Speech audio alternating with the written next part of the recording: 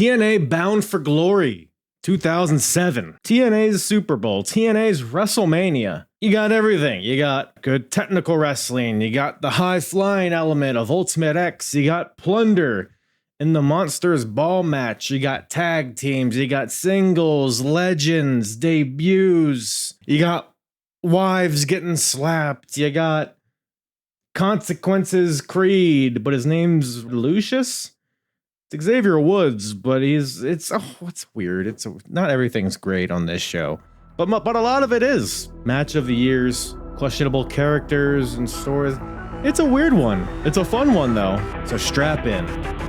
It's the Apron Bump Podcast. And the hardest, talk around and disregard it. Strip you off the ground, show you what hard is. Standing strong and proud, nothing can knock this. Let's get it started. What's up, everybody? Howdy. Welcome to the Apron Bump Podcast. I'm your host, the hardest part of the ring, Kyle. How is everybody doing today? Hope everybody's having a hot summer. I know we are here in Virginia. It is blisteringly hot. It's every time I get in my car, I feel like I'm getting pan-seared. But no, it's fun. That's fun. Love the sun. Love it. But you know what I do love? Some total nonstop action wrestling, particularly Bound for Glory 2007, which is convenient because that is a show we are talking about today. A lot of good stuff on this one. I mean, we're headlined by Kurt Angle versus Sting for the TNA World Title, which got underway at the last pay-per-view. The whole story there. Karen Angle getting slapped, quote unquote, by Sting, and then Kurt Angle just this era of Kurt Angle. We all know what he's called, but man, he is in rare form. His wife gets slapped, so he goes to Sting's son's football. You know what? I'm gonna save it for the episode because there's a lot to get into there, but. Some wacky stuff there, but a pretty good match. We got the Steiners versus the Dudleys in a tables match. We got Ultimate X. We got Monsters Ball. We got major debuts on this show, including the debut of females. Women were invented here in October of 2007. The inaugural Knockouts Championship is determined on this show in a gauntlet. There's that gauntlet, and there's also a reverse gauntlet on the same card. Ain't that neat, huh?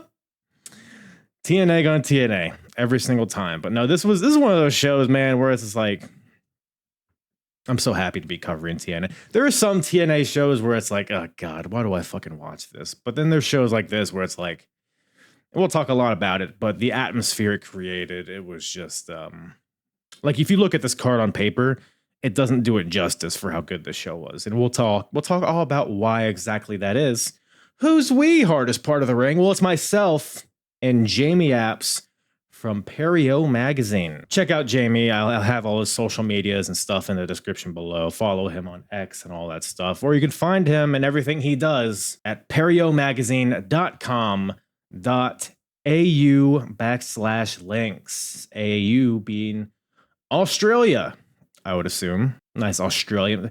So we touch all sides of the world, the Apron Bump. It's really something. So it was fun to get an opportunity to go down under, as they say. But no, Jamie was a great guest. It was a pleasure having him on. He does a lot of stuff. He has a lot of spoons in the porridge, as they say. He has, like I said, go to that link. It'll take you to wherever. He's a writer, a podcaster, a video creator. He does interviews and podcasts, both related to wrestling, but also related to movies, TV, just general entertainment. So, especially if you're into the Australian side of things, he does stuff with trading cards and all sorts of stuff. Go check out his. It's a really well done website, and it kind of takes you through everything he does. But it was fun having him on, and yeah, follow me as well while you're just following people at Apron Bump on all the social medias. Join the Discord, give this bad boy a like, a rating, a 5-star review, a tickle on the cheek, a kiss on the mouth, and blow into my belly button until I blow away like a hot air balloon. So, yeah, let's get into it, shall we? TNA, Bound for Glory, 2007, with myself and Jamie from Pario Magazine. Not cold there. I thought it was all just deserts and kangaroos at all times. Yeah. Well, it's not normally this cold. It's been abnormally cold, which is not fun. Well, what's cold for you guys, though? It was like 7 or 8 degrees this morning, Celsius. Is that? That could be anything. I don't know. We're stupid American in our Fahrenheits. Don't know what that means. That is 46. Okay, it's a little nippy. I'll allow it. But I'll tell you what's hot. It's Bound for Glory 2007. Mm-hmm. Did you get a chance to check out the show? Yes. Yeah, I watched it over the weekend. Thoughts? So I guess my first question is actually, were you watching TNA at the time, like live during this period? I don't know if I was watching it live. I don't know if it was available live, but I was definitely watching this period of TNA. This was like peak TNA fandom for me. I kind of dropped off once the Hogan 4-sided ring era came back, but yeah, the 6-sided ring with this crowd that was just hot all night. So hot. They were so into this show, and yeah, I loved this era of TNA. Their roster was just beyond stacked. Yeah, and it's always fun because I'm watching like all the impacts and stuff, and I've been watching all the pay-per-views chronologically. It's always fun to see them out of the impact zone because it's a very rare occurrence, and they're here in Atlanta. So it's a slightly bigger audience, but yeah, to your point, the crowd was just, I mean, do you think the product was hot? Like, is that why the crowd was so hot for it, or were they just maybe just a particularly hot crowd? I think it was probably a little bit of both. I think at this time, like TNA was like firing on all cylinders with Kurt at the top. You had AJ, Christian. Yeah, they were doing well, but then yeah, I think also being out of the impact zone was a big boost for them. It was a rare occurrence for them to go to a city like Atlanta and just pop the crowd. Yeah. No, it felt like a big time show, and Bound for Glory is kind of their WrestleMania. So it's good that it did. But yeah, overall, I mean, we'll get into the individual matches and segments and all that. But overall, thoughts? So what was it? Did it meet your expectations? Exceeded? What do you think overall of the show? Yeah, it was basically what I remembered. It was a great show, and I was expecting a really good show. A few of the matches surprised me of how good they were. Looking back on it, they might not have been the match I was most excited for, but yeah, the overall show was brilliant. Yeah, no, I agree. There's definitely I don't know if there was particularly a bad show on the card. I could be wrong, but not that I remember. I think everything at least met my expectations. But yeah, there were a few standouts for sure. But man, I mean, every time I turn on one of these shows, we get these video packages with I always forget the guy's name. The guy talks like this. The production of TNA at this point was unmatched. I mean, they always did a great job at like setting the tone for what the show is. And here they're like, they know they have a lot of new eyes on them, so they're like kind of introducing a lot of their major players here individually, but just kind of keeping it very like cinematic. And I don't know, what are your thoughts, I guess, on just the production, I guess, of this intro package, I guess maybe just the production in general for TNA? Yeah, I was surprised at how good the production was. Looking back, like I thought they were a more simple program, but that opening video is kind of like, it's like the summer blockbuster movie trailer type thing to begin and get you into the mood of like, oh, this is a big deal. Let's get excited for all of these matches and what's to come on this show. Yeah, no, I absolutely agree. And we start off with an interesting one. But in hindsight, it was probably the right way to go to set the tone here. We got Ultimate X, the premier match type of TNA, and we got the tag title #1 contendership on the line. We got LAX versus Triple X and Ultimate X. Do you get it? Mm-hmm. Do you get it, Jamie? They all have X in their name. Yep. Yep. I think that's literally the entire reason these guys are facing each other. To my understanding, they didn't really have any feud or anything. It's just like, there's X in both your names, and it's Ultimate X, so we'll throw you in it. But that being said, I mean, Hernandez, Homicide versus Elix, Skipper, and Senshi as 4 talented dudes. And the match that unfolded, I mean, this was just a car crash at some points, but this was hella entertaining. What did you make of this one? Yeah, this was one of those ones that kind of surprised me at how good it was. Like when Triple X and LAX came out, and it raised my expectations, but looking at the card, I was like, this will be a good opener. And yeah, it was awesome. The perfect way to kick off this show. And Elix Skipper, like probably the least known person on this card. Yeah. Looking back on it, but he is very well respected for what he did in his run in TNA. And yeah, just an awesome match, and different in the way that it was a tag match in Ultimate X. Usually it's just like a bunch of guys tossed in there, everyone for himself. Right. Yeah, no, it's to your point, Elix Skipper. Yeah, I was actually kind of surprised that he's still around here in late 07. Talented guy. I think he just kind of got lost in the shuffle at a certain point. I think, in hindsight, probably most known for walking the cage and that in the Turning Point match. And there was a spot here where I thought he was going to try it again because he climbed to the top of the truss that holds the cables together. I thought he was going to try to walk across the cables. I was like, oh, don't do that. That's not good. You did it once. You got lucky. If you try this again, it's going to be a disaster. But no, he just jumped straight off the truss, which that was a huge leap onto Hernandez with a crossbody. I mean, just kind of really quick the way he did it. That was probably my standout spot here among others. Any other spots in particular stick out to you in this one? Nothing too much. The thing that really stood out to me was like how uniquely Senshi / Loki like moved back in the day. He was such a unique character in the way that he moved and got around the ring that made him stand out so much. He was kind of perfect for this type of match too, like very explosive and quick. All these guys kind of are in their own ways. My takeaway here is I love the urgency of this match. I love that everybody's immediately trying to climb those cables, and if like another team's climbing, the other guy comes and like pulls the guy down from his ankles. Like there's one spot where Homicide is climbing the cables and he gets pulled down by Skipper. And then later in the match, Homicide goes back up again, but this time he puts his feet up because he's learned from previous, being pulled down. So that kind of, there's like a storytelling element to this chaos, which is kind of a hallmark of TNA, is why it was so good, I thought.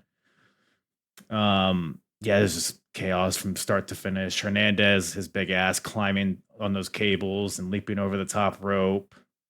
At one point, he just power bombs low key, and he just like recoils damn near over the top rope from the mat. Yep. And that, like Hernandez was a big standout in this too, just because it's not the type of match you would expect him to excel in. You think he would just be a base to help the other guys like utilize the cables, but he actually got up and was using them and doing like dives and stuff himself. So he stands out in that way of he was a special talent.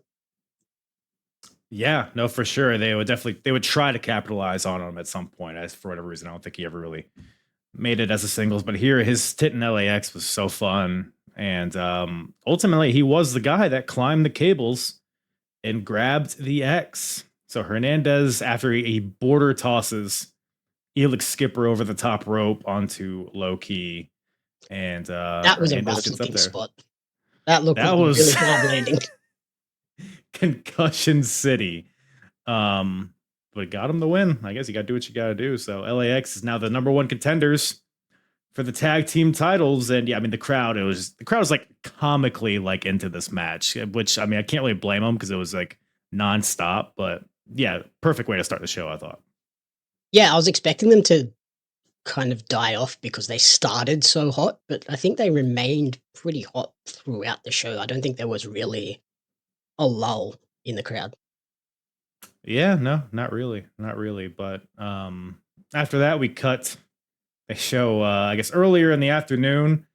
So that they show that Kurt Angle, Karen Angle, and Kevin Nash all arrived to the arena separately. And this is significant because they've been kind of a tandem for a while.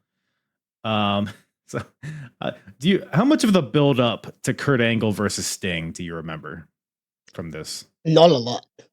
It was kind of, this was like refreshing most of the story for me. And they did a good job of that. Like, to go back and watch this show, it's not like you watch it and go, I don't understand what's happening in this main event. What's the story here? But they did a good job of having that through line throughout the show, which is something that like pay-per-views don't normally do. Yeah. So I think they did a good job of like having those little segments to give you enough of the context for the main event to make a lot more sense watching it back now.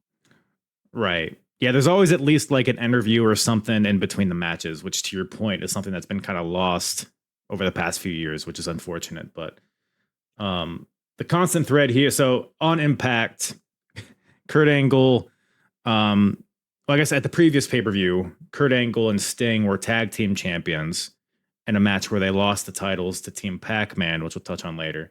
But in that match, Karen Angle tried to help Kurt and Sting, but Sting didn't want her help, so he told her to get to the back, but in doing this thing with his hand, Karen pretended to get slapped by him, and now Kurt Angle thinks Sting slapped his wife. So what does Kurt do? He goes to Sting's son's football game and beats his son up, and then takes his jersey and wears it to the ring, which is just psychotic. I mean, this era of Kurt Angle is it's something.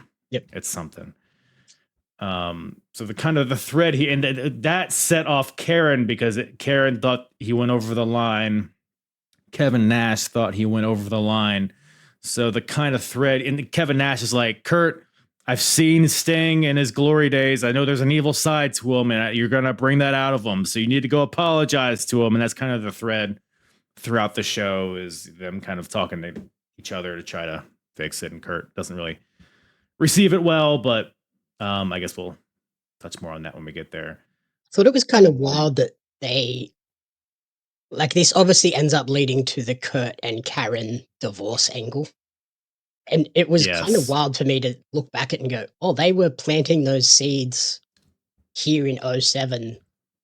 Obviously, their relationship was seemingly on the rocks at that point.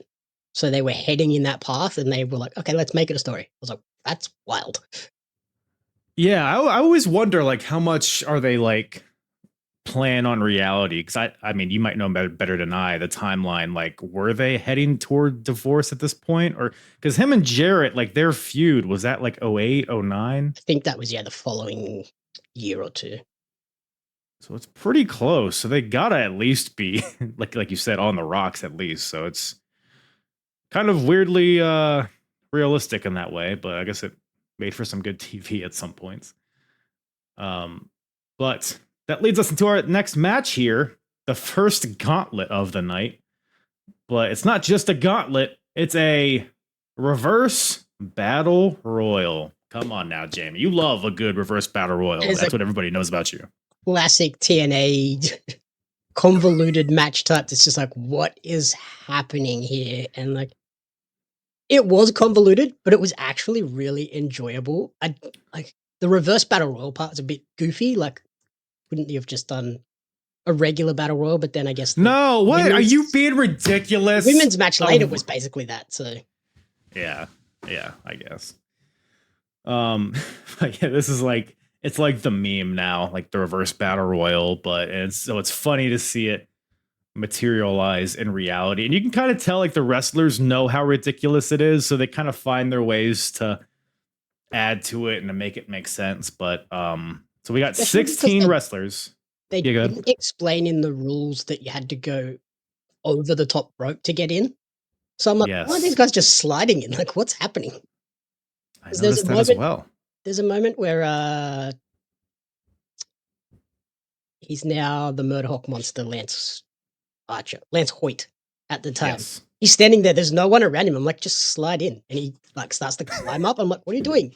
Just slide in the ring. And I was like, oh. But you don't even need to climb the turnbuckles. You could just like just hop over the ropes, like roll over it. Like you don't need to like take this slow, like I don't know, man. The ladder climb moment. Yes. Well, we got 16 wrestlers to start. So these are the rules. So it starts with 16 wrestlers, and the first 8 that get into the ring over the top rope advance to an over the top rope battle royal. So it goes the other way for the 8. Mm-hmm. And then the final 2 meet in a one-on-one match. So pinfall submission.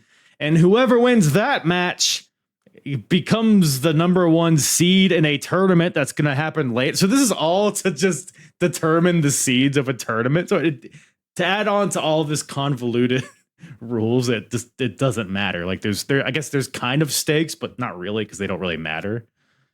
Yeah, once you get into the top 8, like it really, whatever, I'm going to be in here anyway. So if I think I can win, as long as I get into the top 8, I've got a chance. I don't know, but it honestly, it wasn't as bad as I thought it was. I guess we should just list out who's in it. So we got Petey Williams, Chris Sabin, Junior Fatu, aka Rikishi, Alex Shelley, Shark Boy, Jimmy Rave, Sanjay Dutt, Chris Harris, BG James, Robert Roode, Kaz, James Storm, Lance Hoyt, Kip James, and Eric Young. So, first of all, Junior Fatu in TNA. Thoughts on thoughts on Bootylicious being what's on his tights? That's a disturbing image. I mean, he's not wrong, I guess. But yeah, it's Rikishi and 08 and 07 TNA. It's I don't think it was a very long. I don't think it was a very long run. I think it was maybe 6 months. Something like that. But somehow he's the first one in the ring. I don't know how that happened. I don't know how this bottom heavy guy is the first guy to get over the top rope from the floor. I don't know who let that happen. Yep. I did like that, like, when all these guys are coming out, I'm like, holy cow, this TNA roster was absolutely stacked. And just look at all these people coming out, like, they're big names now, and they were kind of just coming up at the time. That's the thing that always gets me about TNA. It's like it has probably the most stacked roster of all time, but it's such like a ridiculous medium for them to be wrestling in. Like TNA feels silly, but it just happens to have like the most talented roster like ever. It's a trip watching it. Kaz hits Bobby Roode with a Spanish fly into the ring. So they're both in the 8, but Kaz does some damage to Roode in the process. So this is kind of how like they're all trying to have like their unique ways of getting in the ring. Like Lance Hoyt accidentally military presses Eric Young from the apron into the ring. Then Lance gets in after that, and then James Storm gets in right before Chris Harris, and James is the last guy. So Chris Harris is just barely snubbed from the Elite 8. And now, I mean, I don't know if anything in particular. This is kind of just, it felt like the eliminations were pretty rapid fire here. Yeah. Anything in particular stick out to you in this one? The thing that really stood out that I wrote down was that it was clear that even back in like 07, TNA management saw Sabin and Shelley as like potential world champion singles guys, because they put them in this tournament and had them have sort of a showcase. Conveniently had one go out at 6 and one go out at 3 so that they would face off in the tournament. But yeah, right. Looking at them, I was like, oh, they clearly like earmarked these are our guys for 5-6 years down the line. Right. No, I totally agree. That was my one note here, is that just watching the young Motor City Machine Guns. I mean, they're still going great. They're still going strong today, which is insane. But yeah, I mean, they're a pretty new team at this point, maybe only a few months in. So, yeah, to your point, they knew early what they had, and it would take them a while to get those world titles. But they got them. So the final, people are getting eliminated. I think the final 2 is Eric Young and Robert Roode, who had been feuding for like the entirety of 2007. So I was like rolling my eyes. Like, of course it's these 2. But Eric Young ends up getting the win here with a small package because, of course, the over-the-top portion has ended and now it's a regular match. So Eric Young gets the win, is now the number 1 seed. And Robert Roode's Roode's tantrum, his break dancing tantrum in the ring was something. But very silly match, but ultimately I was kind of entertained throughout, so I guess it wasn't a bad one. Yeah, and I can't remember like the results of the tournament, but I suspect like this might have been the tournament where maybe Rude like cemented himself as a main event guy. Possibly. I feel like we're not quite there yet. I could be wrong. I will say, though, before this match, which I forgot to bring up, Christian had a promo in which he said, he was like talking about like, oh, we got this tournament coming up to determine the number 1 contender for the world title, and I'm not in it. Well, I'm pissed, and I blame you, Samoa Joe, and they're going to fight later. But I think Christian said in this promo that he's going to find his way into this tournament somehow. So I'm assuming he's going to like attack somebody and get in the tournament. Maybe he ends up winning it. I wouldn't put it past him, but that yeah, probably I makes don't more remember. sense. Maybe he took out like Eric Young, which is probably what happened. Like they gave Eric the little bit of shine of being the number 1 seed, and then he gets taken out the next week on Impact. That sounds very 2017 TNA. Yes. So would not shock me at all. Speaking of 2017 TNA, we got Team Pac-Man backstage. You a big Adam Pac-Man Jones guy there, Jamie? At this time when I was watching TNA, had no idea who Adam Pac-Man Jones was, but they made him out to be a big deal, so I assumed that he must have been a big deal. The football? You weren't keeping up with the Tennessee Titans in 07? No. No, you're not at busy watching your cricket and your snooker or whatever the hell you got over there. Yep. But yeah, so the whole Pac-Man thing is just ridiculous because I assume you know because he couldn't get touched, he couldn't take any bumps, nor could he give any bumps. So it's like, why is he here? And the thing in rewatching all this stuff that surprised me that I don't remember is that they mentioned this. It was like canon, like in the kayfabe, that he couldn't be hit or hit anybody. So it's like, why is he there? Yeah, why is he the tag team champion? What is he doing here? Because effectively that means that Ron Killings, his partner, is in a handicap match every match that they're a team. And like, and he's winning, apparently. Ron the Truth Killings beat Kurt Angle and Sting in a handicap match. Okay, yeah, that's absurd. It's a thing that happened. It's a thing that's on the record books. Ron Killings was really entertaining and really good at this time, but I don't think he's beating those two alone.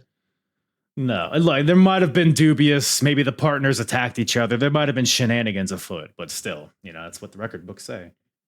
But they finally give it. I don't know if the football season's going on, so I don't know if Pac-Man's just going back and he's done with TNA at this point. I'm not really sure, but they apparently have got a fill-in for Pac-Man Jones to team up with Truth, a man named Consequences Creed. I don't know if you've ever heard of this fella.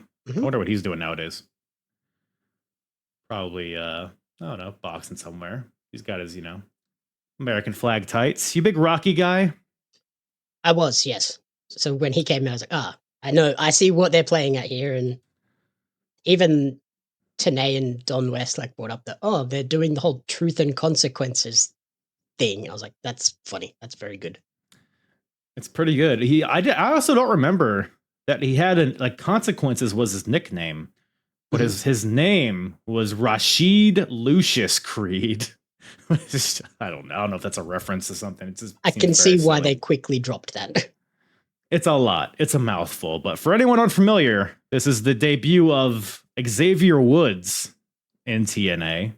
Very young Xavier here, going by Consequences Creed, and he's just he's a Apollo Creed cosplay for whatever reason. Doesn't feel like it fits in with what Ron Killings and Pac-Man got going on. It feels very it was literally just, we want to make this truth and consequences joke. Yeah, I think that's pretty much, that was the end of that meeting. Yeah, you're right. But so Team Pac-Man, the tag team champions, are defending against the team of AJ Styles and Tyson Tomko. Man, what do you think about this team? AJ and Tomko as a unit, Christian's coalition, I guess you would say. What do you think of these two blokes together? They were entertaining at the time. I totally forgot that Tomko was an IWGP tag team champion ever, let alone at this time. Yeah, with Albert. Yep. And I kind of hated this period of AJ though. Like they made Comic relief AJ, yeah, they made him into a bit of a dork.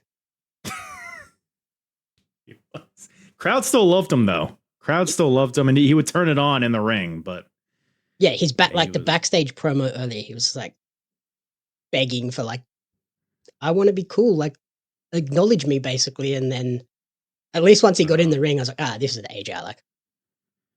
yeah, it was a bit silly for the time, but it had some entertainment value. But yeah, it's like AJ should always be the guy, like in this. I don't know, but it worked out, I guess. But no, I thought it was very interesting that Team Pac-Man comes out, Truth and Pac-Man. They get the pyro, the music, and everything. They walk to the ring. There's no consequences. And then all of a sudden, it just cuts to the side of the ring, and you see Consequences Creed with his goofy hat and his jacket, the red, white, and blue. There's like no fanfare for him, which I guess like nobody knows who he is. Just So the like, why dude would there jogging be? down to the ring, like, where'd this guy come from? I guess you're the tag team champion for a second. I guess maybe they didn't know what they had. Yeah, they didn't even do Creed. like they didn't even give like Truth a little like in-ring promo to like introduce him or anything. It was just like, oh, here's the guy. See, that's what I thought was good. I thought Truth and Pac-Man were going to come into the ring and be like, "Hey, here's Consequences Creed," and then he would come out with the dun dun dun dun dun with the confetti or whatever. But no, he was just there. All right, I guess you're here. I guess we'll wrestle now. But that being said, I mean, by the way, the crowd is still molten hot, even for this kind of weird matchup. Yeah, a matchup that was advertised as Team Pac-Man, and then at the last second, the Titans pull Pac-Man from the match. Like, nope, you can't do that. Like, okay, whatever. Yeah, And the crowd was still like, Pac-Man yeah, cool. thing. We're excited for this. Like even me in America, like a casual football fan, I didn't know Adam Pac-Man Jones. He was only known because of all the crimes he's committed. Mhm. Like, is that the publicity that we want? I don't know. Yeah, it's not like they had like Tom Brady or Yeah. Aaron Rodgers or someone big, like a big name quarterback or something coming in. He was a defensive player, wasn't he? I don't even know if he was good. I don't even think he was. Yeah, I think he But, was just like a safety for the Titans. It's like, who eh. cares about a safety? Oh man. Well, he tries to make his presence known. The funny ways he tries to like be active in matches is always funny. Like sometimes in his matches he'll have like a football, and I guess he's allowed to do that. He can throw footballs at people, or he'll throw money at people, which he tries to do here, but it backfires. Did he do anything else in this match? I feel like that was pretty much it, right? They Yeah. just try to throw money. I don't understand why they wouldn't let him throw punches or give people bumps. I understand them Right. not wanting him to take bumps and stuff like that because there is more of a potential for injury, but like surely he could jump up on the apron and punch somebody. You would think, but was not to be. It was not to be because ultimately, Pac-Man tries to make it rain on one of the guy AJ or something, but this ends up distracting the ref, and AJ is able to capitalize with a phenomenal forearm to Truth, and AJ and Tomko hit the Magic Killer onto Ron Killings, make the pin. New tag team champions, AJ and Tomko. I did love the creativity of, was it Earl Hebner, like being like so keen to pick up the money? I was like, that's such a great way to like play into that without it being the typical like ref bump. Right. I forgot about that. I'm glad you brought that up. Yeah, he's like on his hands and knees, like, all right, I gotta get this. Good on Earl. I respect it. I respect the hustle. But, And I love to, like you called it out, the Magic Killer, like Good Brothers hitting the Magic Killer. I was like, oh, I know that move. So I think what we're saying here is that the Bullet Club is a wannabe AJ and Tomko. That's what we're saying. Pretty much. Or Is Tomko the patriarch of the Bullet Club? well, yeah, Maybe. AJ was eventually a leader of the Bullet Club, so maybe the Bullet Club started back here. I think it was Tomko's idea. That's the canon in my head going forward, at least. In my head. I kind of like Tomko. I don't know. He's kind of a guilty pleasure of mine. I think he kind of fell off at a certain point, but he was a fun big man. I thought he was moving pretty well here. I mean, IWGP is getting his reps in Japan, so yeah. And he had a unique look with all the like tattoos and stuff. He came in, you're like, oh, that's a guy. It wasn't just, oh, it's just a big dude. It's a stereotypical like bodyguard, like a bouncer at a club, but he made it work. He was pretty good on the mic too. Like he was a good talent. I don't know. I feel like his ceiling was higher than he ended up reaching, but I think he ended up I don't know, having some troubles down the road. But champion's here, so we got at least 2 wrestlers as the tag team champions. So that's a step in the right direction, I think, right? Yep. And we got Xavier Woods here, which ends up paying dividends, I would say. But man, I totally forgot this was where he debuted. It was a nice surprise. Yeah, it's a very just, very low key debut, which is just comical in hindsight. Because I mean, out of the 4 people in here, maybe with the exception of AJ Styles, probably the biggest name coming out of this, arguably. But we go backstage, so the saga of Kurt and Karen and Kevin Nash continues. We got JB's talking to Karen Angle because apparently Sting put out a restraining order against her because she kept interfering in all his matches, which I feel like, why don't more people do that? When you have somebody like interfering in all your matches, get a restraining order, guys. If it's that easy. Well, yeah, Cody Rhodes could have used that in the Bloodline storyline for about 3 years. Oh man, just get his lawyers together. That would get, man, that would have just saved us at least a year. But yeah, Kurt is asking. Oh, no. Karen walks into the locker room and finds Kevin Nash flirting with Angelina Love, who's like laying on her back. Well, whatever her name is at this point. Angel Williams. Angel Williams. Yes. So they're talking. Karen tells her to scram so she can talk to Kevin. And Karen goes to Kevin and is like, hey, you need to talk to Kurt. Kevin Nash is like, I tried, but he's too stubborn. And so the whole thought here is that Kevin, like, his meal ticket is Kurt Angle because Kurt has like gotten the advice and the counsel from Nash. And Karen's like, well, what are you gonna do? Wrestle again? Nash, you can't even get in the ring, which is funny because Kevin Nash would go on to wrestle for like several years after this. But yeah, they really gave Kevin a lot of crap about his knees in this show. Yeah, and then he ends up getting physical later, but yeah, I guess ultimately she convinces Kevin Nash to go talk to Kurt to kind of, I guess the idea is that Karen wants Kurt to apologize to Sting so that they have just a good old fashioned competitive match instead of a blood feud. Is that what I'm? Yeah, I don't know what her plan was there. They were still going to wrestle.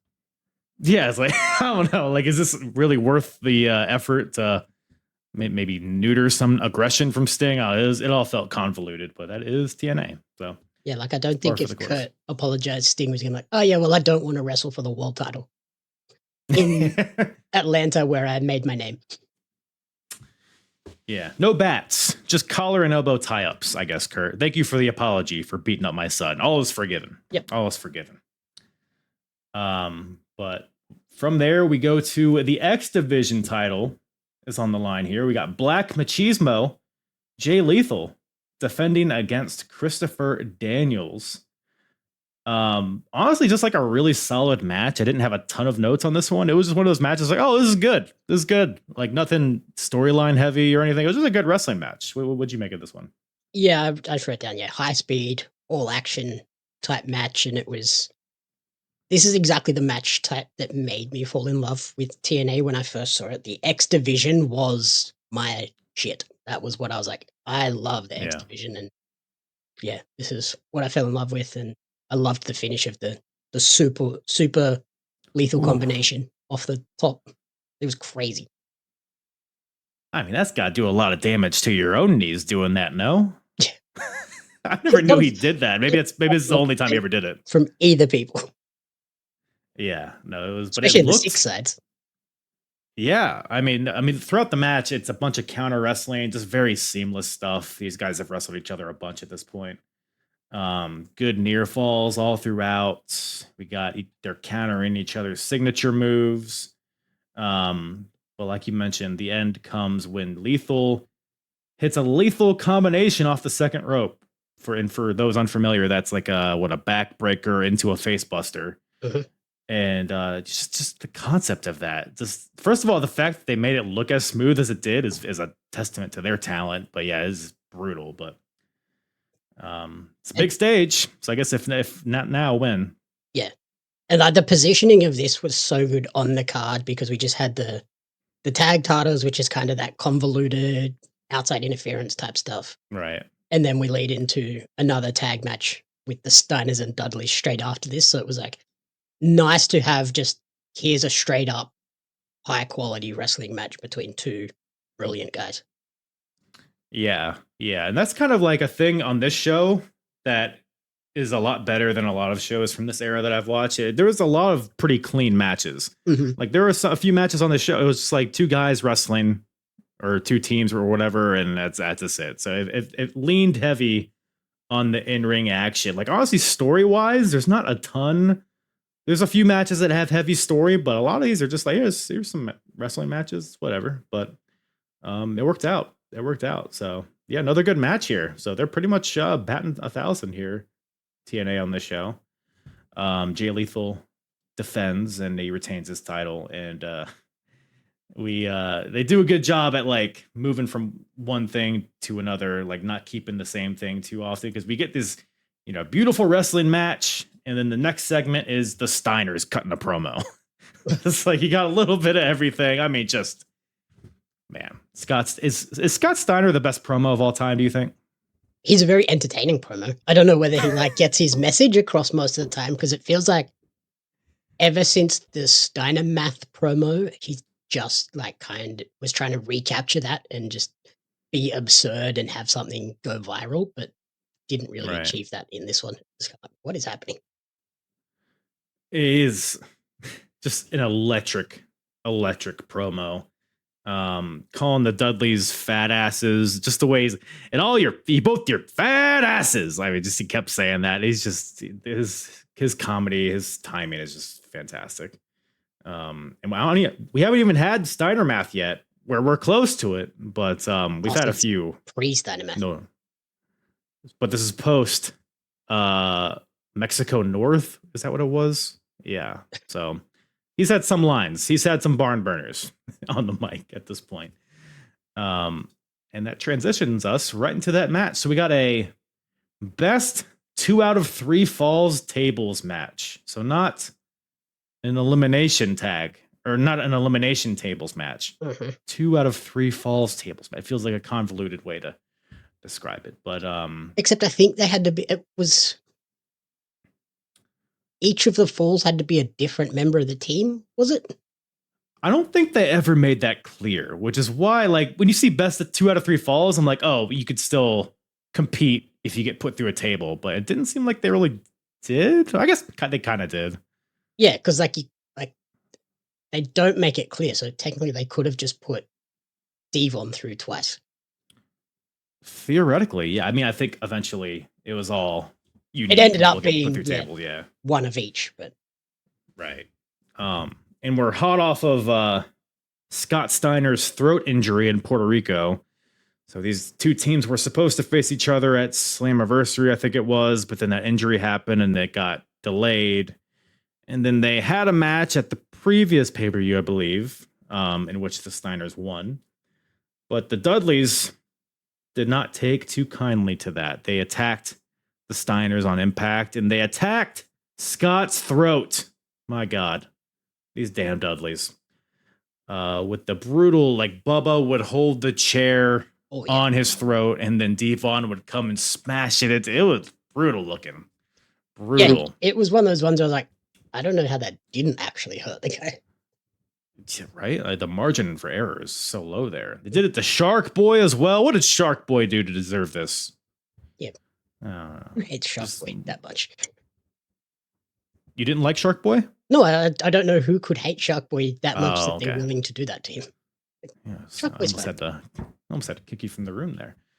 From the deep blue sea, Shark Boy. But he's not in this match, unfortunately. We got this is a very plunder heavy match. Obviously, it's a tables match, but it's very, fighting around the arena, whatever, you trash cans and stuff, which again, like, it's very different from anything we've seen so far on the show. So they're doing a good job at kind of giving you ebbs and flows throughout the show, making sure it's not too monotone. It was a brawl. It's two teams that are past their prime. They kind of know what it is, but I think it was about as good as it could have been. I don't know. What do you think about this one? Yeah, like, it was fine for what it was. It was kind of just get these two well-known names and teams onto the show as kind of like, hey, here's what TNA, like, if you're a WWE fan at the time, like, here's two teams that come and check us out, and then they draw them in, and then the X division and the other elements hopefully hook you in. Right. Yeah, this is a good match to, like, put on a poster, like, front and center. Like, these guys. And they're having a 2 out of 3 falls tables match. Like, it's going to be nuts. And it was, classic brawl all over the arena type thing. And the biggest problem for me was that the table breaking at the end kind of just sucked the air out of the finish. It was like, oh, that sucks. Yeah, it was. Well, I guess so. They 3D, the Dudleys do. They 3D Rick through a table for the first fall. And then Scott hits a Frankensteiner onto Bubba off the top rope. And Bubba barely nicks the table. But I thought I didn't know. I thought he was going to completely sky past it. But he got it and the table broke. So now we're 1-1. So next person that goes through a table loses. The Dudleys beat on Scott Steiner, and to your point, they lay him on a table, and the table just, which, that's got to count, right? Well, yeah, they technically put him on the table, and then it broke. So technically, they put him through said table. I think we need to run this back, because it's a bit of a fishy decision. So I think let's get this going. 2025 AEW or whatever, book it. Let's make this happen. TNA and Don West did try to, like, cover it and, like, get it so that it made sense, but yeah, when it happened, I was like, oh, that really sucks the air out of the room. And this is kind of the one point where the crowd was like, oh, wait, what? Yeah. It's one of those things where it's like everybody kind of knows, like, it wasn't supposed to happen. Let's do it again. Didn't that happen recently at Wrestle? I think it was with Bubba, right? When he was with the Street Profits, there was like some table that like broke, or like the leg of it was broken or something. Yeah. They had to like get a new table. It's tables. They don't cooperate. Tables are kind of finicky at times. It even happened on, there was an AEW show recently where they were on the announce desk and it just like collapsed underneath them and they're like, crap. Yeah, that'll happen.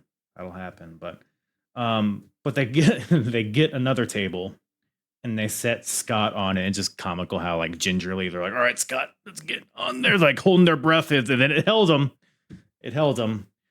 And I guess the idea they were going to do that throat spot again with the chairs. Was the idea that they were going to hit him so hard that he was going to go through the table? Through the table. I guess with how weak these tables are, I guess that could work.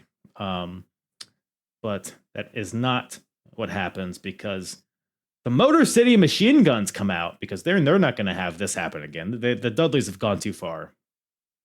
Machine Gun, they come out and they distract the Dudleys long enough, and they get all discombobulated. Each of Team 3D, they have a chair and they try to hit one of the Steiners, but they duck. So the Dudleys hit each other, and then the Steiners are able to hit their double team Doomsday Device Bulldog through the table, I believe onto Devon, and that gives them the win. So the Steiners get the win in this tables match. Mm-hmm.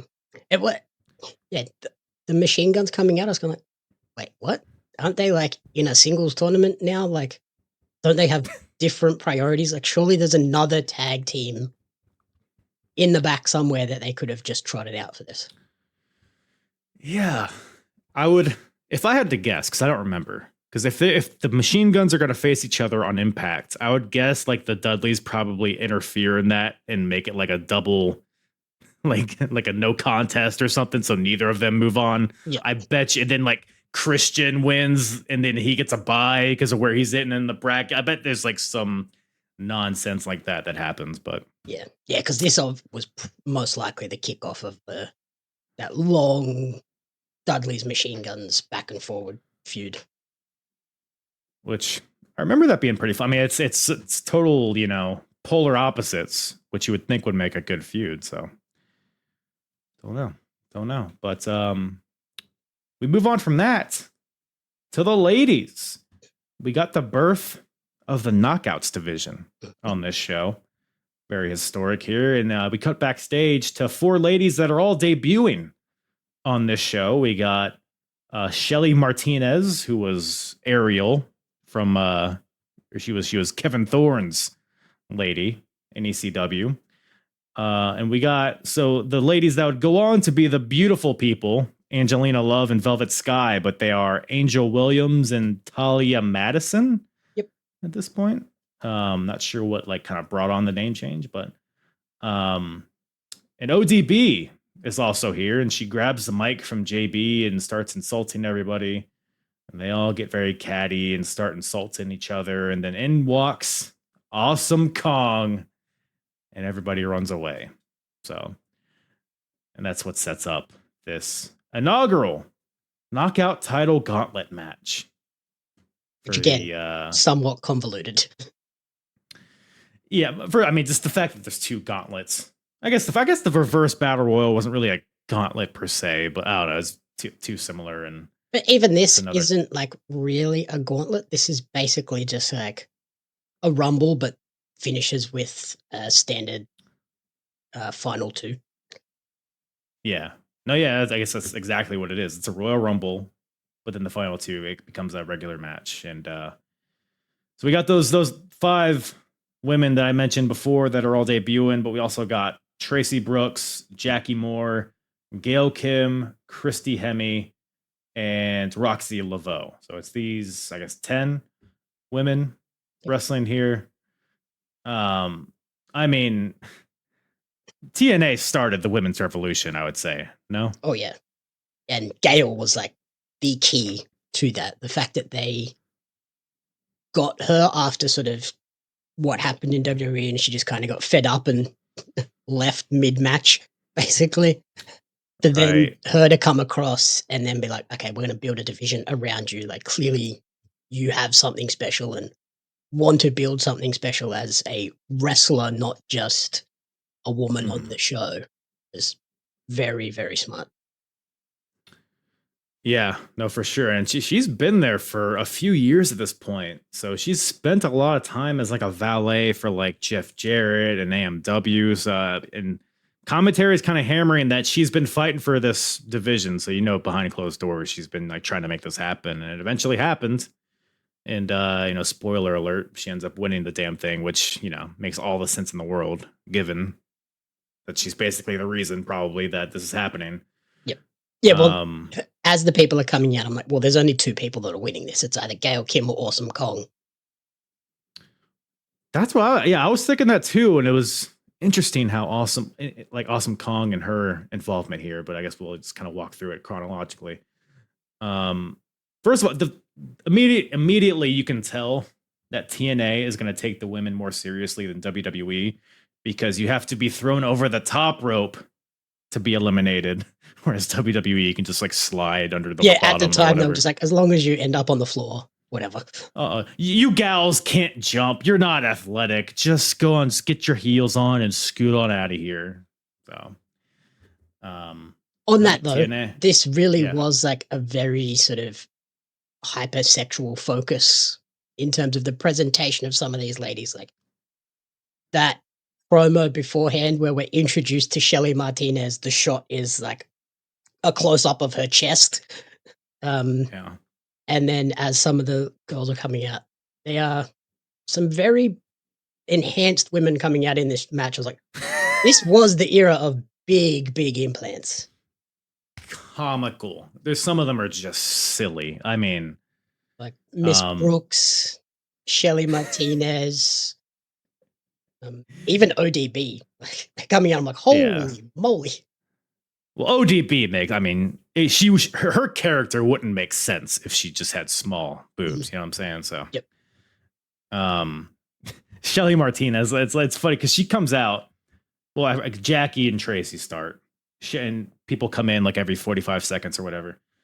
Shelly's the third one out, and commentary is like, all right, watch out for some of Shelly's lucha libre that she's gonna bust out, and she proceeds to be probably the most unathletic person in this match.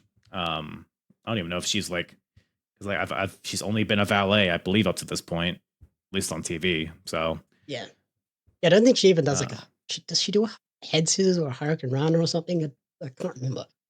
I don't think she did much. Oh no, it's very. I think she even got eliminated like off screen at some point, or maybe I just missed it somehow.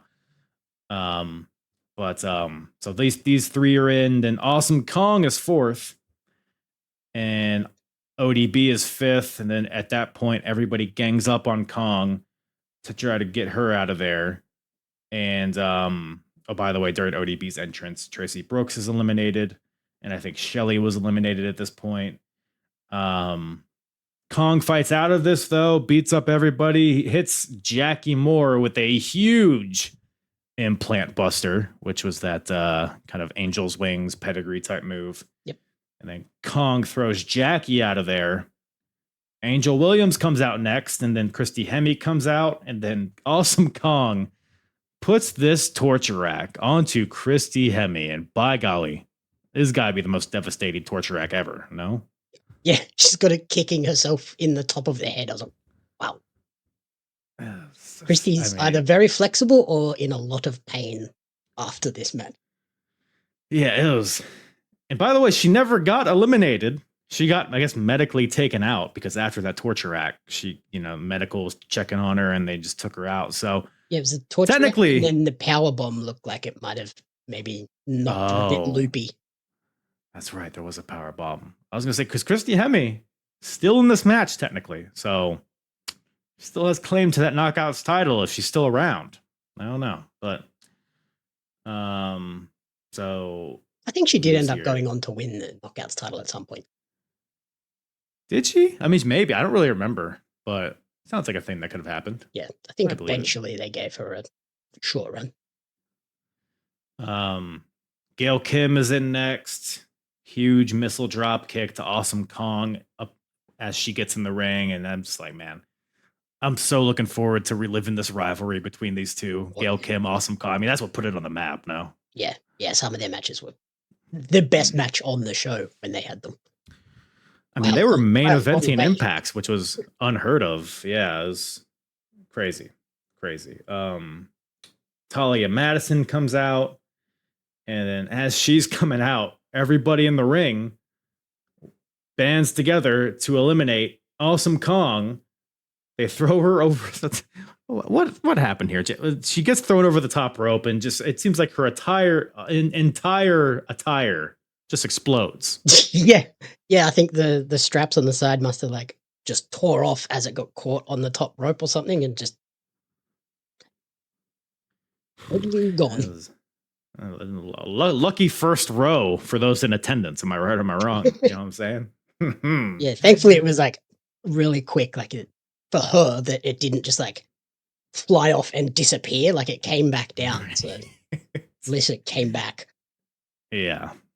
So, but even that aside, it felt like kind of I thought for sure Gail Kim and Awesome Kong would have been the final two. It just felt like a very kind of just thrown to the side elimination of the favorite probably coming into this. Yeah, I guess they wanted to sort of play into that.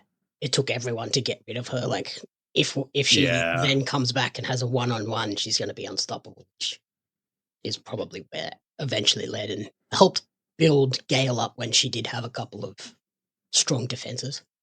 Mm-hmm. No, yeah, that's a good point, actually. Yeah, because I guess Gail, to your point, they wanted to have a lot of people needed to eliminate her instead of just Gail. So yeah, I guess that makes sense. Roxy Laveau comes out, so now everybody has entered the match. Gail Kim tosses out Talia and Roxy, or Roxy throws out ODB, and yeah, I guess Gail Kim and Roxy Laveau are the final two. So now we have a regular match in which Gail Kim wins with the air raid crash. 1, 2, 3. First ever Knockouts champion. And I mean, she's still involved with the company to this day. So definitely the right decision. She just in hindsight. Recently get released. You know what? She did. She did. Yeah, I forgot about that. This year they decided that they couldn't afford her anymore, basically. That's right. Well, yeah, she was involved with the company for a while and weirdly made another go at WWE, which didn't really pan out well either. So, but yeah, it was cool to see just the birth of a division that's still going strong today, and pretty fun gauntlet, fun introduction of the beautiful people and Awesome Kong and all these people. So it was a fun watch. I thought this was. Yeah, and it's like such a diverse roster of women. Like everybody in that match had their thing and what made them stand out. There was no sort of, there's just like generic blonde number 2. It was right. Like even like Talia and Angel Williams, they are different people. They look different. But then when they paired together as the beautiful people, it still made sense that they were together. Yeah. Yeah, no, I agree. And looking at the lineup here, I think Gail Kim might have been the only one without implants. And just thinking of the science of a battle royal, that'd probably make you more top heavy, which would make you more susceptible to getting thrown over a top rope. So maybe that was the key for her. Mm-hmm. Thoughts? Yeah, that does make a lot of sense in terms of physics. Yeah, I'll have to do the calculations later, but I think that makes sense. I also just wanted to note too that this is probably one of my favorite women's title belt designs of all time. Like it is such a nice belt. It's a good one. The white strap. I mean, they set the tone with the white strap too. I mean, I don't know. I mean, maybe other companies were doing it, but the women having the white strap, I don't remember any other, maybe Ring of Honor or something had that, or Shimmer. But no, it was a good looking belt for sure. But after that, we cut backstage to more of the Kevin Nash saga. He finds Kurt in his locker room, tries to talk some sense into him. Kurt calls Kevin Nash a pussy.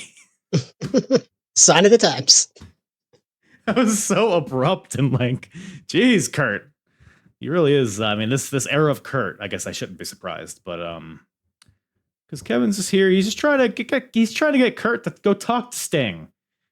He says, hey, say you're sorry for attacking his son, and then you can just go out there and have a good competitive match. And then Kurt's like, what do you, that's when he calls him a pussy, and then Kevin says that, well, if you're not going to go do what I'm saying, then I'm not going to be out there to support you during your match tonight. And Kurt's like, well, I don't want you out there. You can't walk anyways, you crippled piece of shit. Mm-hmm. And Kevin's like, hey, Kurt, if you lose the title, I lose everything. Which I don't know if it was smart to put all of your eggs in the Kurt Angle basket, especially during this period.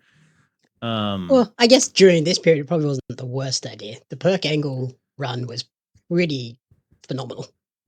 Yeah, I guess he's so volatile though. You don't know what he's. That is the problem.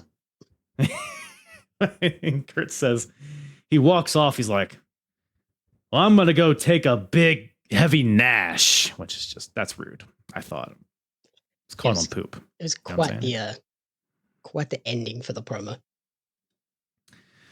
We make movies, pal. But we shift from that ridiculousness to something pretty damn good, I thought. We got Samoa Joe versus Christian Cage with special enforcer Matt Morgan. My goodness. My goodness. So, Matt Morgan, first of all.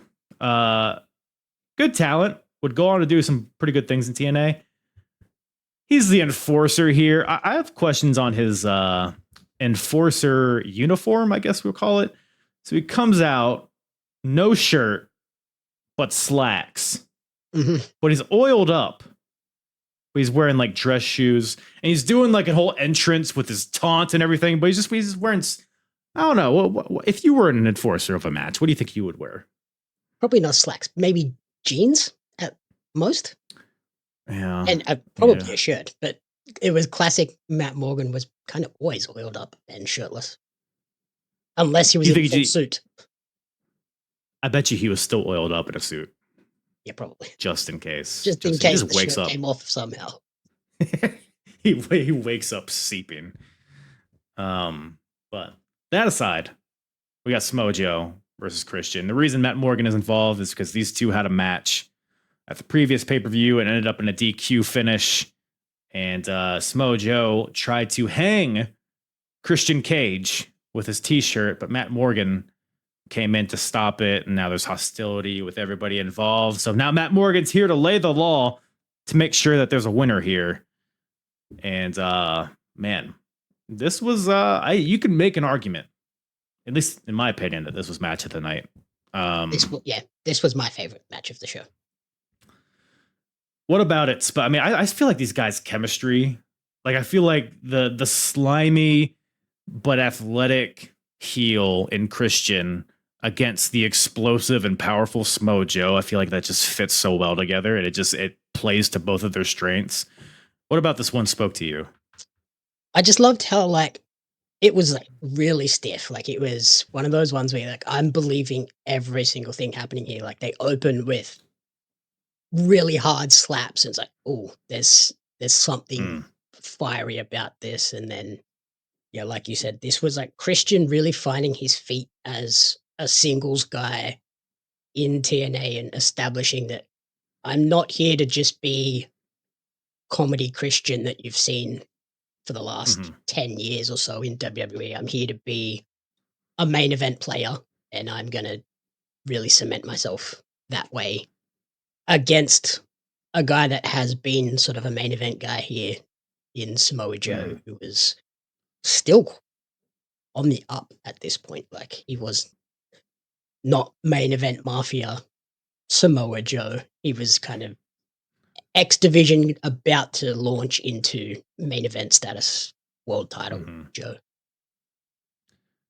Yeah, for sure. Yeah, they both, I'm sure, are very hungry. You know, neither, it's not like a title match or anything. It's not the main event. So there's probably some sense of a chip on their shoulders. So that probably adds to the fire. I mean, there was no fat to this match. I mean, it was just action from start to finish. It's refreshing to see Christian in a match where there's not a bunch of tomfoolery and run-ins and shenanigans. It was just a straight up match. I mean, Matt Morgan, he made his presence known because Tomko and AJ tried to get in there, but Morgan, he beat off Tomko. All right. Okay, guys, he beat off Tomko in the aisle. It was crazy. It got him to stop. And then AJ tries to sneak in the back door, tries to springboard into the ring, but Matt Morgan from the floor grabs him on the top rope and pulls him down and throws him into Tomko, and they both scurry away. So his presence he made his presence known here, and he played a part. And I don't know if any like parts of the match stuck out to you. I mean, the beginning where it's like Christian hits a pendulum kick through the ropes, and then he tries to fly to the outside onto Joe, but Joe gets out of the way, and Christian just rams the barricade, and then Joe back in, suicide dive, kicks him through the barricade. It was just like bam, bam, bam, this whole match. And I thought it was good stuff. Any specific parts of this match stick out to you at all? The thing that I broke down was there's a spot where Joe goes to hit a tornado to the floor over the ropes, and it was a rough landing. I was like, oh, splat. Just barely hit anybody. Not like the Matt Morgan as a big guy didn't do a great job of catching. No, he's tall, but he's not wide. So you gotta like, I don't know. It's not a lot of surface area to hit. Maybe I don't know. No, yeah. Outside of that, I mean, there was just both of them kind of take turns getting into Morgan's face, but he's not budging. They get in the ring, countering each other's moves. We get a beautiful Classic Samoa Joe walk away as Christian tries to spring off the second rope with the middle finger. Classic stuff. At some point, so as Matt Morgan is taking out AJ and Tomko, has distracted Joe, and this allows Christian to hit a low blow and then an unprettier to Joe for a very close 2 count. I thought that might have been it. I forgot who won this match. Christian then tries to lock in the choke on Samoa Joe, trying to use his own move against him. But Joe carries him into the corner, spins and smashes him into the corner, spinning enziguri, muscle buster, choke, tap out. Classic Joe finish, but just everything just felt so snug and just impactful, and it felt like a very satisfying finish, and just overall awesome match. Yeah, and like feeds into obviously the Joe trying to choke him out, the hanging on the previous show to then choke him out in this one to get the finish. It was perfect. They both like choking. Who doesn't, though? Am I right or am I wrong, Jamie? Not the biggest fan. Oh, well, I'll keep that in mind. Backstage, though, I know what you were thinking. Like, what is Kevin Nash doing backstage now? Well, let me tell you. He finds Sting. Sting is pissed that Kevin is trying to protect Kurt Angle. Kevin is like, hey, he's all I got. He's as close as I'll be to ever being back in the game. And Sting says, well, game over, Kevin, which is cold line from the Stinger. So basically nothing has been accomplished, but I guess we'll touch more on that when we get to the match itself. But before that, a little tune-up for the main event. We got Monsters Ball. 4-way. Rhino versus Raven versus Abyss versus Black Rain. A lot to unpack here. There's some very unique characters in this one. First of all, I don't know if you remember, because this is the 4th Monsters Ball, according to commentary. Originally, this matchup, I don't know if you remember this, the idea was that everybody in the match was kept in like solitary confinement for, I don't know if it was a day or a week, but they could have no food, no water, no sunlight, and they were just uncaged into the match. So it made them more like, I don't know, rabid or whatever, but I guess they dropped that element. No, they're just like, it's just basically a hardcore match. But it was, it's plunder, it's crazy. I mean, what thoughts? I mean, just initial thoughts on this one. I enjoyed this one more than I expected to. I particularly like the diversity and uniqueness of some of the weapons that they used throughout this. Like we've seen crutches used before, but I don't think I've ever seen a shopping trolley used in that way in the ring, not just like off to the side, out the back. Right. The golf club was also another interesting addition in there. And yeah, just really fun. The balcony dive was pretty nuts and looked like a very rough landing for everyone involved in that. Yeah. Yeah, no one in this match is really a spring chicken. So seeing all these crazy bumps was wild to see. But yeah, the shopping cart callback to Backlash 2001, the Rhino and Raven hardcore match. I don't know if you remember that match. That's one of my favorite matches, as far as like just being a quick sprint of a hardcore match. And there was a spot there where Rhino tried to gore Raven into a shopping cart, but Raven got out of the way and Rhino speared himself through the shopping cart. So they're playing on that here, where Raven tries to do the same thing to Rhino, but Rhino gets out of the way and Raven goes through the shopping cart. It was just comical, but they're like picking up the shopping cart and hitting each other with it. It was crazy. It was like a video game. Yep. Of course, there's like your typical, like your trash cans, trash can lids, kendo sticks. But to your point, Rhino with a golf club into a trash can, into Black Rain's balls. What else here? Rhino gore through the wall on the stage. The sturdy wall. How did he go through that? Yep. Cardboard wall. Yeah, that balcony dive, I just thought it was so funny because they had like this. It was basically just 2 tables stacked on top of each other, and I was like, Mhm. "That's not a very wide landing spot." And yeah, ultimately, it wasn't wide enough because it kind of toppled over. Yeah, not the most well thought out because what Raven beats up on Abyss and sets him up on the table. Black Rain climbs because it's set up like below the balcony. Black Rain climbs to the top, but he won't jump. So Raven goes up there. He's like, "Hey, Gold Dust, jump off!"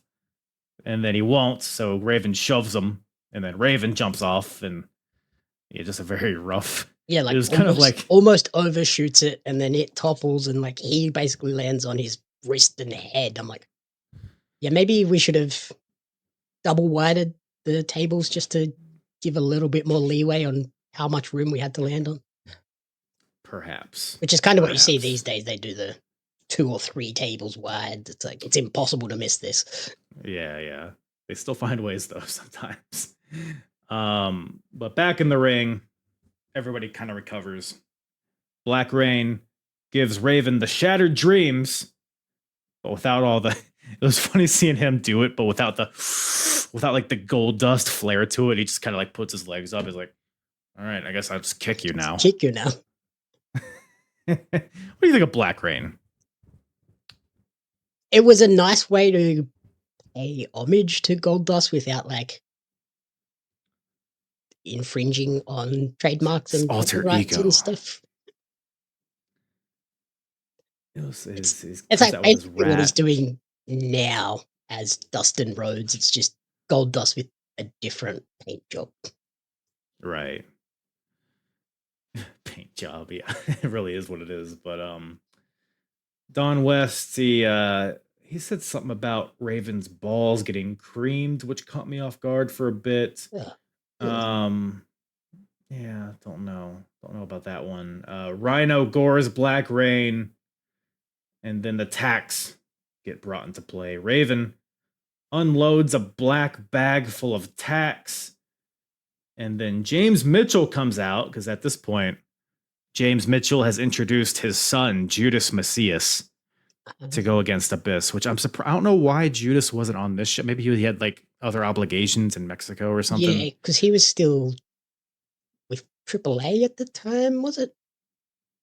I'm not totally sure. He was Mil Muertes, I believe is. Yeah, he was with one of either AAA or CMLL, and I imagine there must have been some sort of Yeah. clash. So they were like, "Oh, we'll just have James Mitchell run this spot to continue the feud."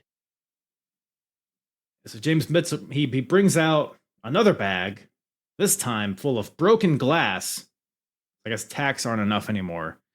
So Mitchell hands this to Raven, and Raven pours the broken glass onto the tacks to create one little diabolical pile of sharp shit. And but ultimately, though, as per wrestling logic, he sets the tacks in the glass, so he gets put through it. Yep, if you set it up, you're not using it. By Abyss, black hole slam into this pile, and that gets the win. So Abyss wins. Hits it like perfectly square. It's not like every now and then you'll see people put the tacks down and like they'll go to slam someone and they barely hit it. Like he nailed it, dead center, got him perfectly. He's the best. He's the best. But yeah, it's very interesting that we're still in the middle of this Abyss Judas Macias thing. But to your point, I mean, maybe just pause it. James Mitchell's here to kind of be the thread to kind of bridge it through this show. And no, just a fun plunder match. It wasn't really more than it needed to be, I guess. I guess it did what it sought out to do. Yeah, I think it was kind of just a breather from the heavy in-ring of Joe Christian before we got to Kurt Sting. Of just like, here's some crazy wackiness. If you need a break to go to the bathroom, get some drinks or whatever, go do it now. Come back, watch the main event. But cool to see Abyss get like his first victory in a Monsters Ball too. It's a good point. Yeah, they mentioned that on commentary, which I was very surprised. But yeah. Oh, in my head, he won every single one he was in, but no, right. He lost more than he won. It's like Undertaker. Hasn't Undertaker like lost most of his Hell in a Cell matches? Isn't that like a stat or something? I could be totally wrong. And casket matches too, I think. Yeah, maybe that's what I'm thinking. Or Kane's lost all the Inferno matches. It is stuff like that. It's like, I don't know. Maybe it's not your specialty. But we're here at the main event, ladies and gentlemen. We got the TNA World title on the line. We got the champion, Kurt Angle, defending against Sting. You mentioned this earlier, how Atlanta is where Sting made his name with WCW. It's also where Kurt Angle won his gold medal. So it's, in a way, a homecoming for both of these guys. And that's pretty much the entire story here, other than Kurt Angle beating up Sting's son and taking his jersey. But that being said, there's a lot of, the classic TNA run-ins and tomfoolery is we get that in spades towards the end here, but I thought this was a fine main event. What did you think about this in general? Yeah, I enjoyed this as a main event. Again, this is the TNA title in this time was a beautiful title belt. They had great belts in this era. I loved the match intros with Jeremy Borash too. He really made this feel like a big deal match. Yeah, for sure. No other match on the card got that kind of intro. So yeah, definitely set it up like, oh, this is the match we came to watch. And Sting, so we have this like blood feud. Obviously, Sting, he's trying to get revenge on Kurt for attacking his son.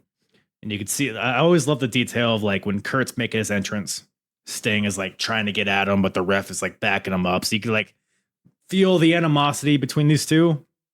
But ultimately, the bell rings and it's like collar and elbow tie up stuff, which I kind of like. Is like, you can't just come out guns blazing, because I guess the logic here is that that's what Kurt is anticipating. So Sting is kind of going against what Kurt thinks is going to happen. So, so I like that element of storytelling in the beginning. You got Sting like out wrestling Kurt in the beginning, catching him so off guard. It's not what he thought was going to happen. Yeah, it's good counter wrestling throughout here. Stinger splashes, ankle locks, into Scorpion death locks. Just sometimes I just got to take a step back and be like, well, we got Kurt Angle versus Sting, and like pretty close to their, not quite their primes, but like pretty close to their primes. It's pretty crazy that this is a match that happened. Yeah, and yeah, they both went out there and just like tried to show that, hey, we can still go. Like, we're not nostalgia acts at this point. We can still have a really high quality wrestling match. And Kurt's hitting some crazy things like the 450 knee drop. I was like, where did that come from? I don't know if it was meant to be a knee drop. Yeah, no. I was about to say, I think it was more like a 400 splash. Yeah. But it looked brutal regardless. So mission accomplished. Was this like pre-Kurt doing the moonsault off the cage as well?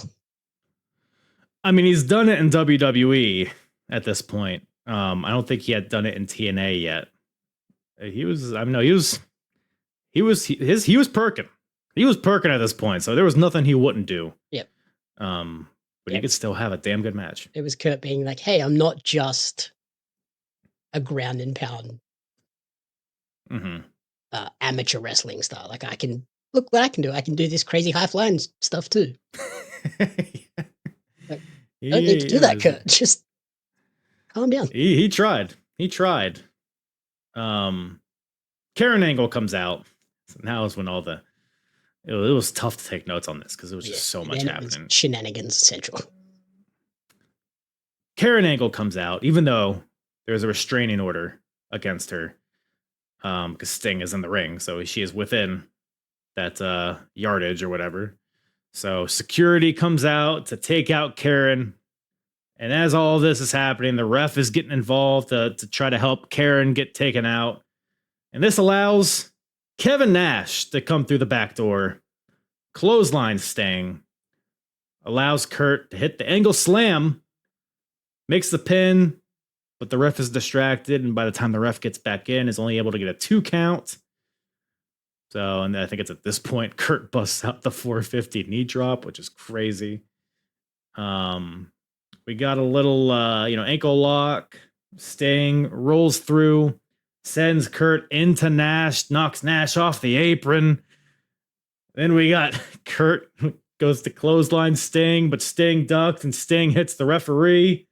Or Kurt hits the referee, knocks the referee out. Then we got Scorpion Deathlock, but there's no ref. But then there's a new ref in, makes the count. But then Kevin pulls that referee and clocks him, so he's knocked out.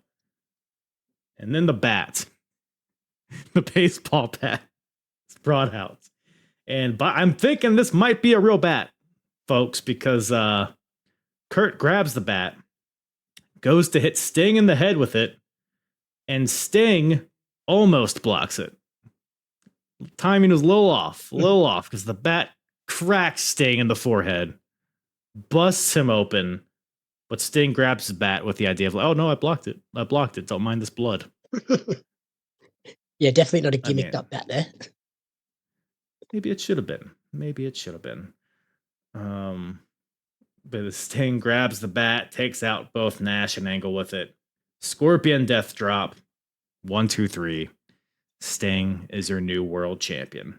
And just the imagery of Sting holding the title with the just gaping hole in his forehead, bleeding. Wasn't bleeding until that final spot of the match. So, yeah, I mean, I think this match is probably known more so for that spot than anything. But ultimately, it was shenanigans. I don't mind a little bit of shenanigans, especially considering all the cleanish matches we've seen on this show. Mm-hmm. I thought this fit well. I didn't mind it too much. Yeah, it was like the typical sort of main event booking of like, we want to try and keep both of these guys looking pretty strong so that the story can continue. This isn't the blow-off match. We need this to continue on down the road for another few months. Yeah. I feel like Sting, he couldn't have been world champion for 2. I feel like they always like gave him the title at Bound for Glory, and then he dropped it pretty soon after to begin the next chase. But no, it was good stuff. And yeah, that wraps up Bound for Glory. And you mentioned like the multiple refs. I loved there was one ref on this show that was just in shorts. Oh, every time he popped up, I'm like, oh, that's a unique look for a ref just running around in shorts. This guy, damn it, what was this? It wasn't Skip. It was like something like that though. It always bothers me. Have a proper uniform. You know what I'm saying? Shorts. I think he worked in like the crazy gauntlet at the start, like the over the top reverse battle royal thing. I think in that situation, it's like kind of okay because it's a goofy match anyway. But like to then have him like show up in some of the more serious matches, I was like, okay, that's a little bit distracting. Yeah. And then after Sting wins the title, I did laugh at him like just yelling at the ref to like get out, let me celebrate, because the ref is coming in like trying to tell him like the belt's upside down. He's like, get out! I know what I'm doing. I'm Sting. I'm Sting, he says. I mean, yeah, you're not wrong. But yeah, good stuff there. I mean, hot period for TNA. And we still got a lot of people to come in. I think Booker T comes in soon, and almost at Main Event Mafia, I think. And it's just can't stop him. Can't stop him there. That's peak TNA, as far as I'm concerned. He's fat. That era of TNA. I did like, man. Like the Main Event Mafia was a kind of a thing that a lot of people didn't seem to like at the time, but I enjoyed the Main Event Mafia. I enjoyed Fortune. They were a really interesting tag team, like or faction of the kind of the play on the Four Horsemen. Yeah, this was a fun era of TNA, and then they kind of lost their way when they brought in Bischoff and Hogan and made WWE light. Yeah, I think Aces and Eights is where I started to tap out with TNA a little bit. The start of Aces and Eights was good, but it became kind of like the Bloodline. It just went on way too long. There was too many members. It was NWO. I was like, who are all of these people? What are they doing? Yeah, like Eric Bischoff's son is there. You got Mr. Kennedy. Yeah, it became too much. But I'll tell you what's not too much, what is just enough.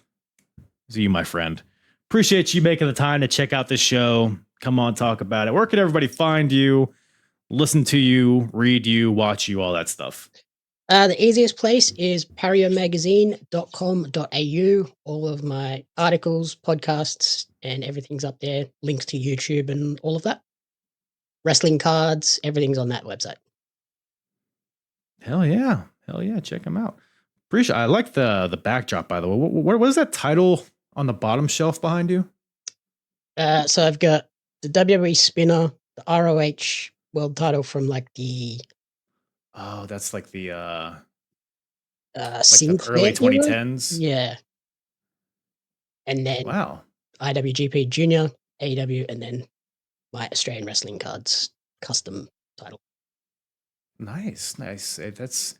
I think I had somebody on recently that also had that Ring of Honor title. I think it's my sign to because I only have this goofy IC title behind me. Maybe I need to get that Sinclair. Maybe the Knockouts title as well. Think they sell that still? Yep. Yeah, I don't even know if you can get this version legitimately anymore. I think you have to get that one bootlegged. You have to win a reverse battle royal to get into a tournament and then win the tournament. It's a whole thing. Or yeah. Have a King of the Mountain match. That was always an interesting TNA match. What is the match where you have to climb? It's like a cage with a dome on the top, and you have to climb through the hole. Oh yeah. It's not Elevation X. It's like is it Asylum or something? I think it might have been the Asylum. Yeah, it was like the next level up from like, how can we make Ultimate X even more insane? Well, whenever I get there, I'll call you. Domed cage, and you have to climb through the hole in the center, which was funny the first time. Everyone's like, "This is nearly impossible to do." They need to bring that back. I think NXT should bring that back. Have Obafemi try to climb through that hole. Don't give them any crazy ideas. They might chuck it on a AAA show.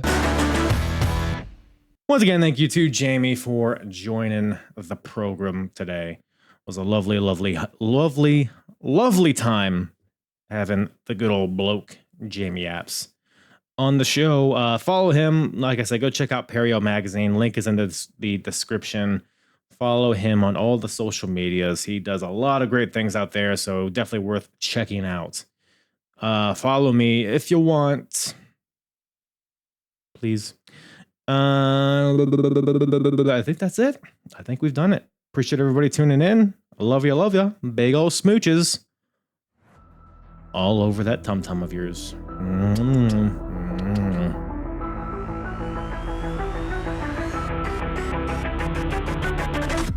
I'm hard. Yeah. It's the hardest. Talk around and disregard it. Strip you off the ground, show you what hard is. Standing strong and proud, nothing can knock it. Let's get it started. It's the hardest. Talk around and disregard it. Strip you off the ground, show you what hard is. Standing strong and proud, nothing can knock it.